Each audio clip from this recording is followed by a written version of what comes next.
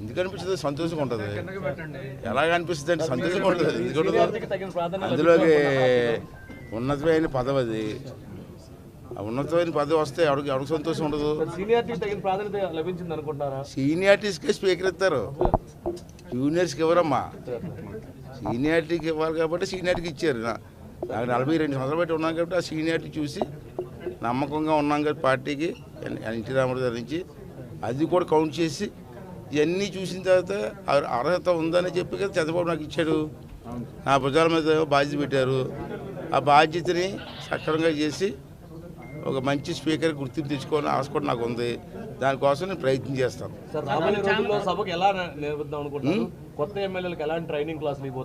అదే నేను చెప్పాను, సభ అక్కడే ఉంటుంది, మారదు. కొత్త సభ ఏం కట్టమంటారేమో.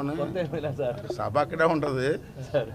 కొత్తగా ఎమ్మెల్యేలు 88 మంది వచ్చారు ఈ సభకి. 175లో 88 మంది కొత్త డైరెక్ట్గా ఎలక్ట్ అయ్యారు. ఇవాళ ఆ 85 మంది కూడా రూల్స్ తెలియలే కదా. ఇప్పుడు క్వశ్చన్ అవర్ అంటే ఏంటి, 307 అంటే డిస్కషన్స్ ఏంటి, బడ్జెట్ ఏంటి, బడ్జెట్ మీద డిస్కషన్స్ ఏంటి, చాలా పెద్ద సబ్జెక్ట్ ఇది.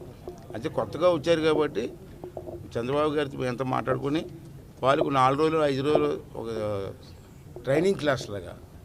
ఎన్టీ రామారావు గారి టైంలో ఒక 12 రోజులు ట్రైనింగ్ ఇచ్చారు ఎమ్మెల్యేలకి. అలాగే వీళ్ళకి కూడా ట్రైనింగ్ ఇస్తే ఒక అవగాహన వస్తుంది. వాళ్ళ ఏరియాలో ఎన్ని సమస్యలు ఉంటే ఆ సమస్యలని అసెంబ్లీలో మాట్లాడగలిగితే అక్కడే మంత్రి ఉంటాడు, అక్కడే సెక్రటరీలు ఉంటారు కాబట్టి ఇమీడియట్గా పరిష్కారం చేసుకో అవుద్ది. అంచేది ఆ అనుభవం ఉండదు కాబట్టి వాళ్ళు కూడా చెప్పారమ్మా, మీకు ఎవరికైనా ట్రైనింగ్ క్లాస్ కావాలి చెప్పండి, నేను ఏర్పాటు చేస్తాను అని చెప్పారు.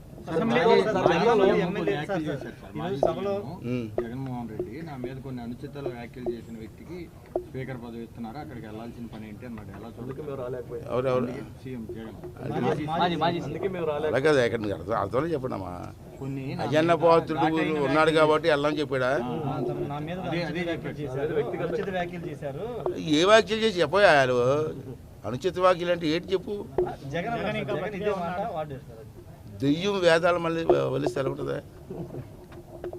జగన్ మీద 35 క్రిమినల్ కేసులు ఉన్నాయి. అతను నీతి మాట్లాడుతారా, వేదాలు మాట్లాడతారా? సిగ్గులేదు. మీరు అడగడం తప్పే, ఆడు చెప్పడం తప్ప.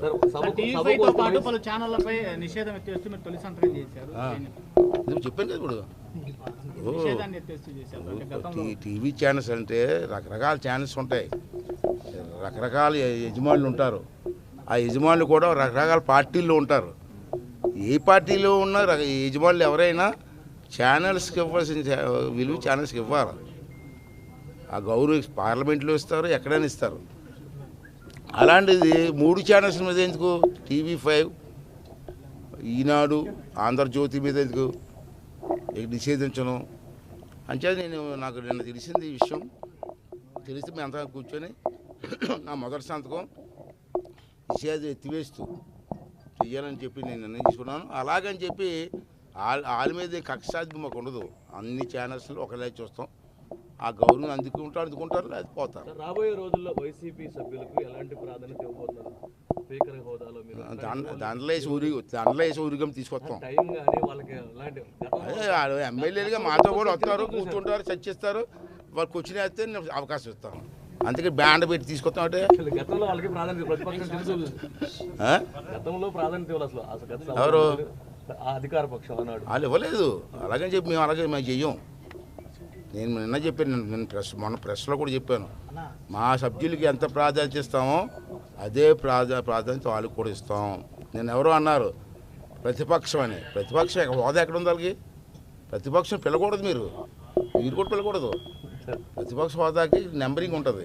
ఆ నెంబరింగ్ అతను రాలే, ప్రతిపక్షాలు అంటాడు. అయినా సరే నాకు అభ్యంతరం లేదు, మా నాయకులకి అభ్యంతరం లేదు. మా ఎమ్మెల్యేకి ఎలాంటి అవకాశం ఇస్తాం అదే అవకాశం ఇస్తాం. వాళ్ళు ఏ క్వశ్చన్ వేసినా మాట్లాడే అవకాశం కూడా ఇస్తాం.